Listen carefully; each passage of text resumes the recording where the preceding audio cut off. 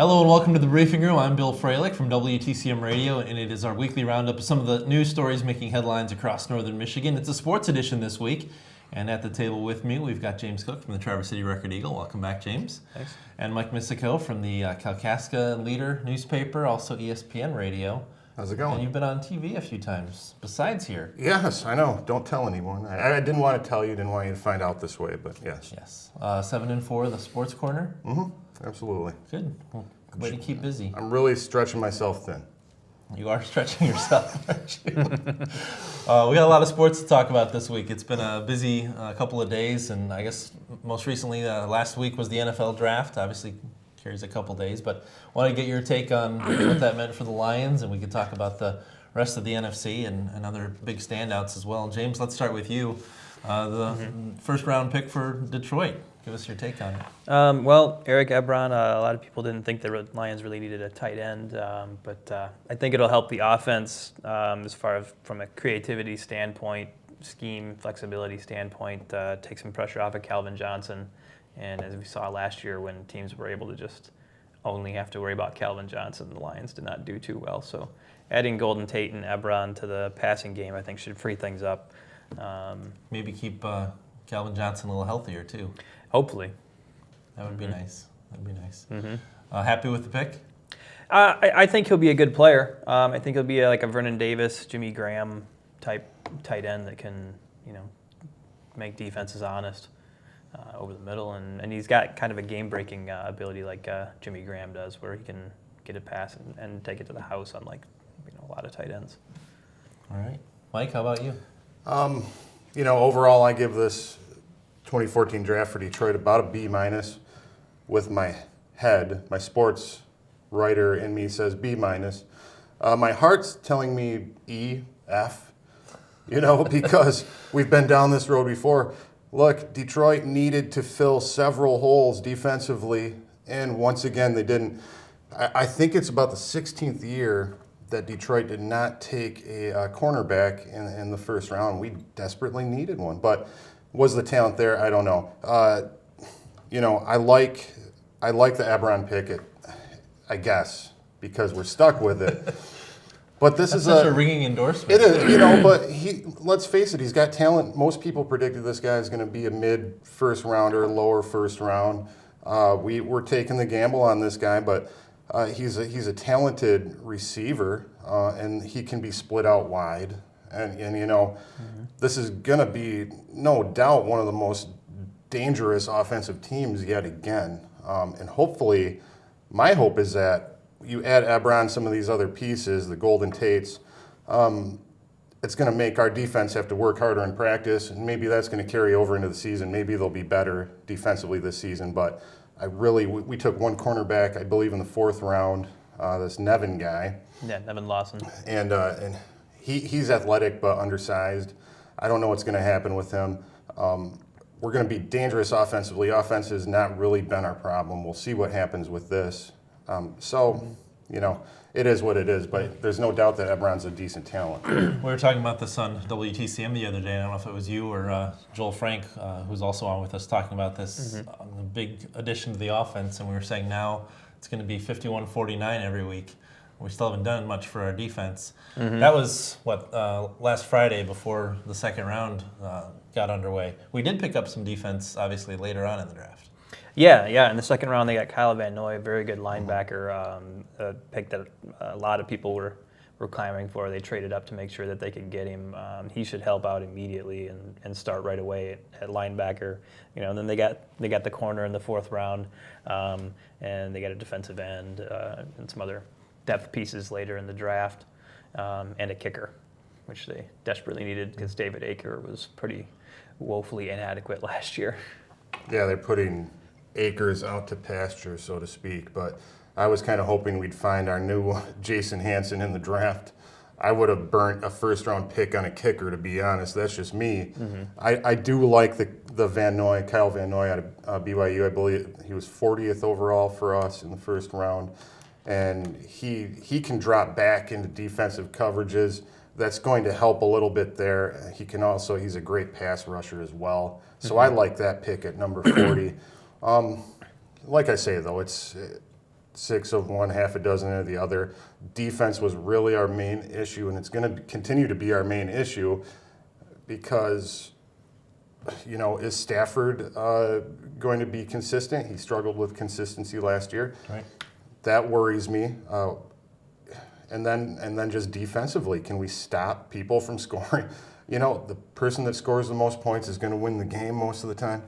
And I don't know. We score inconsistently, and the trouble has always been stopping the other team from scoring. I think that's going to continue this season for now. But there's still off-season left. They can make moves.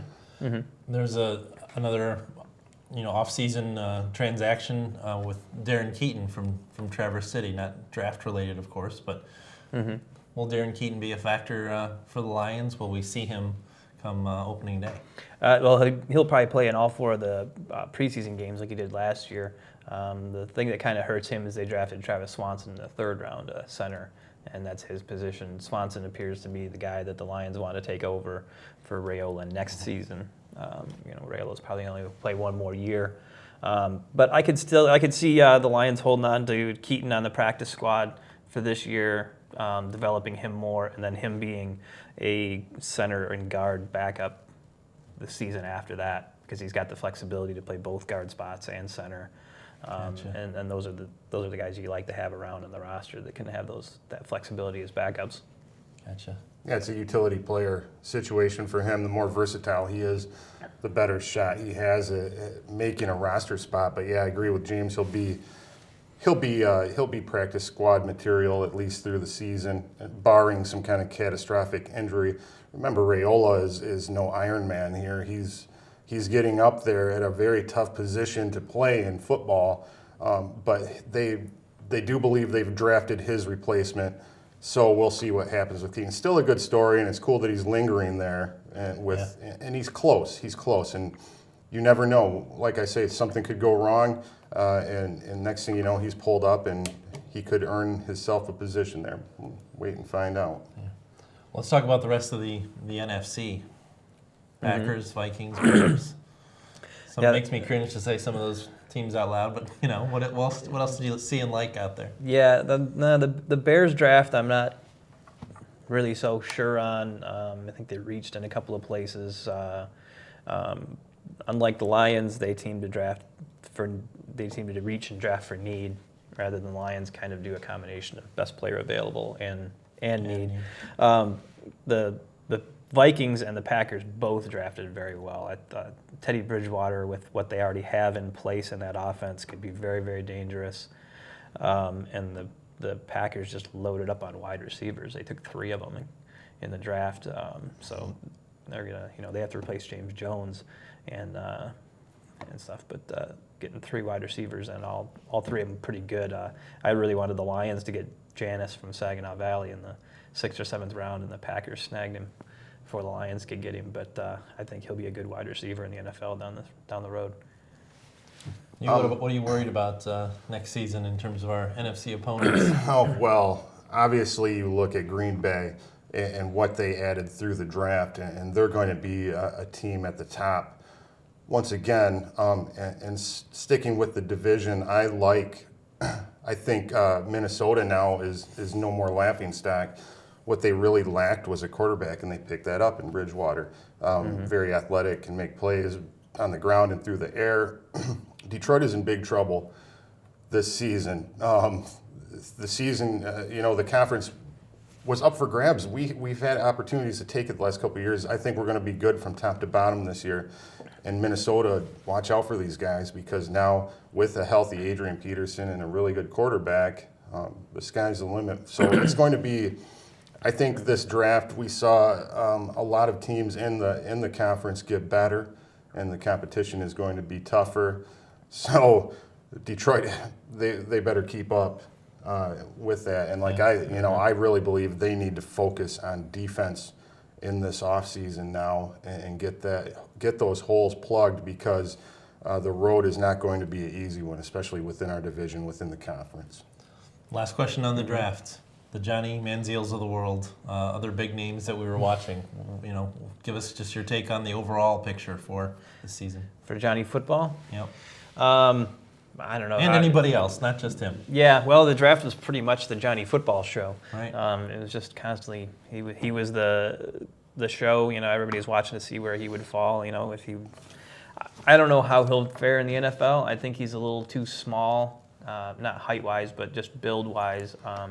And with his style of play, I think he opens himself up to the potential for injuries and being an injury prone type of guy. He runs a lot, so he's going to take hits, and he's not the biggest guy in the world. And there's a big difference between a 210-pound Division I linebacker and a 250-pound NFL linebacker hitting you. Yeah, that's for sure.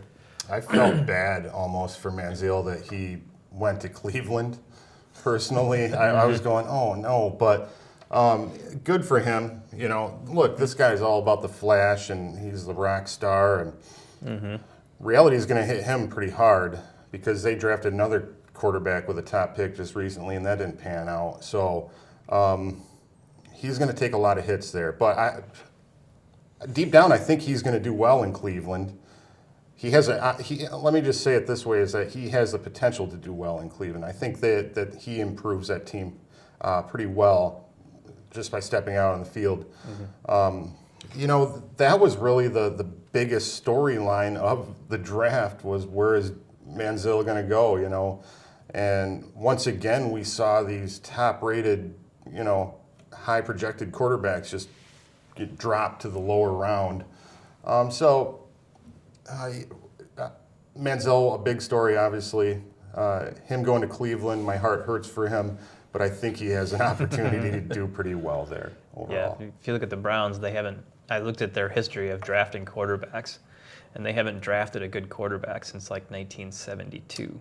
Right. The Colt McCoys, the Brady Quinns, the Tim Couches. It's just train wreck after train wreck after train wreck of drafting quarterbacks. Maybe it's a Cleveland. curse. Yeah. It could be a quarterback curse. The curse of Bernie Kosar, perhaps. Oh, there you go. I saw a good comment this morning. Trademarked that one. Saw a good comment this morning where somebody said that because Manziel's jersey is the #1 seller of all the draft picks, and they said the Browns fans are buying these jerseys so that they can burn them when he leaves. That's optimistic, isn't it? Tim Tebow Part 2, but I think he does actually have an opportunity to play and do well. We'll see though. God, don't even get me started on Tim Tebow. We got to talk about basketball. Love that guy. I do too. Let's move on though to the Detroit Pistons announcing Wednesday, the hiring of Stan Van Gundy, both on court and off, to run the team and run operations for the Pistons. Thoughts? It'll be interesting to see how he takes on the general manager duties. I mean, I don't have any doubts in his abilities as a coach. I mean, the guy's the 6th best record winning percentage of all time among coaches with Miami over 500 games. Miami and Orlando. Yep. Yeah. So of coaches that have over 500 games under their belt, he's 6th all time in winning percentage. So on that end, I don't have any doubts on him. I mean, he did that despite playing with coach killer Dwight Howard on his team. But he's never had a front office. No, never. Job, right? So I think they're going to have to hire some good front office assistants to kind of hold his hand a little bit there, and you hope that he can do a better job than Joe Dumars the last few years. Mike? Detroit has been a basketball wasteland for the past handful of years. Van Gundy did well, in his time and in his other stints. This will be his 3rd coaching job. But let's face it, they essentially pulled this guy off the NBA coaching scrap heap. They polished him up and put him on a pedestal here. And now he has 2 hats. That's a lot of pressure. Can he coach this team that is essentially in a complete rebuild? I mean, we're talking ground up, tear down the walls, build a new foundation. From the bottom up, can he handle that? And can he handle the front office duties as well? The 2-hat thing, look, the hat that's been worn in Detroit the last few years has been a court jester hat. I mean, it's a joke. It's a laughingstock. I'm glad we got Van Gundy because of his basketball IQ, but no front office experience. They better surround him with some really good handlers, because if not, this experiment's going to crumble. The only thing is, Van Gundy's probably not going to fire Van Gundy, the president's probably not going to fire Van Gundy, the coach. So we might be stuck with this guy for the full length of his contract, even if this goes south quick. I don't know. Was it a desperate move from a desperate owner in Tom Gores? Maybe he wanted the flashy pick and a big name, and we do need that. But time is going to tell what Van Gundy is capable of. I like him as a coach. I don't know about the front office, Doogie. Do we know, was the front office half of this job what sold it for us to Van Gundy? For Van Gundy, yeah. It was between Golden State and Detroit was his two choices, and Detroit offered him control of player personnel, and Golden State did not, and hence he headed to Detroit. And Golden State's a pretty plum job with the talent that they have down there, so it was definitely the factor that swayed him. That's right. And today, or Thursday morning, Steve Kerr accepted the head coaching job in Golden State. So, and there's another guy with no experience, but he snatched that right up. And he turned the Knicks down. He turned down the Knicks and his friend there. Which is a wise choice, because that is as much of a wasteland as Detroit is. New York is even a worse basketball wasteland in the future, because they're just in cap straits. And they're in dire straits. At least we're building from the ashes. Yeah, at least the Pistons have Andre Drummond to build around. The only thing with this Van Gundy thing that I look back on is look how things ended with him in his last stint. And was it Miami or Orlando? Orlando. Where he butted heads with the front office on personnel moves, and essentially that became his undoing ultimately. But now he has that control, so we'll see. It's nice to see a big name. Of course, they could have maybe got anyone else they wanted that was available just by saying, hey, you can coach this team and make every single choice that has to do with the team and the players, So it was a no-brainer for him to go here. 5 years, $35 million, whatever the deal may be. It's good for him. Yeah, and in Orlando, I mean, he butted heads with Dwight Howard, and we've seen that Dwight Howard, other places he's gone, that's been a recurring thing. So hopefully that's Howard more than Van Gundy. I want to talk baseball, but let's take 60 seconds because I forgot to mention Donald Sterling. So let's talk about what you guys think of him. Should he be forced to sell the team? Are we blowing this out of proportion? Did the commissioner have a little too much power in this? What's your take on that? I think ultimately that the league will vote to force him out. It seems like that he has virtually no support among the other owners. Any owner that's voiced their opinion one way or the other has said that they want him out. Well, you're almost trapped. You can't, for another team owner to support Sterling is like the kiss of death now, right? Yeah, if you support Sterling, you're going to lose the support of all your players, and take a hit with the fans too. I mean, it's kind of a no-win situation for an owner to support him, and so I think he's pretty well done. And then he, tried to dig himself out of the hole with the Anderson Cooper interview and dug himself a lot deeper. Yeah. Mike? This guy is nuttier. He's nuttier than a fruitcake. I mean, if you watch the Anderson Cooper interview, the guy is essentially senile. Is he 81 or so years old? Yeah. He's crazy. And look, this is weird because it's a tough subject for me because, look, there's no place in society today for this man's beliefs and thoughts and everything he said. It's disturbing, and to me personally, it's disgusting.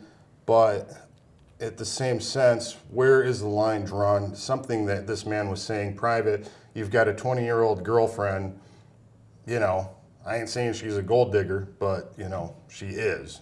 And why was she recording this man? And I listened to all the tapes, and I listened to them a couple times through, and she's baiting this guy into saying things. And then, of course, running to TMZ and these other, Entertainment Tonight and good news organizations and selling off these tapes. This guy got played, but still, what can you do? He allowed himself to get played. He even knew he was being recorded, and he said those things. He doesn't really I don't even know if he understood what a tape recorder was. He sounds senile to me. Talking into the bottom of the iPhone. Right. So, should they take this man's business away? I don't know. That's the thing that gets me. Was he really running the organization, making the calls, or does he have people around him, family and other handlers making the day-to-day decisions? Is he just a figurehead? Can you really strip this man of this, multi-million-dollar business?